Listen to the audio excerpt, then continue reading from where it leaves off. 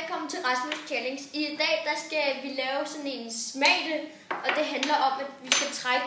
Her er der 4 af sådan nogle, hvor der står enten oregano, karry, sådan noget for tebrev eller peber.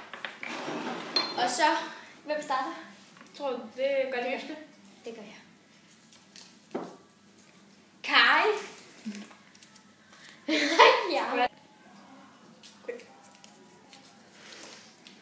Peber. Okay. 3, 2, 1, smag det.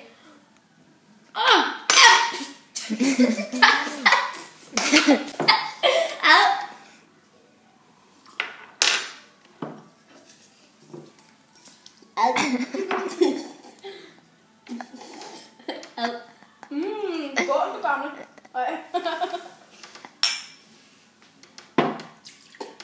Her er der noget dejligt tidsvand. Ej, hvor er det klart.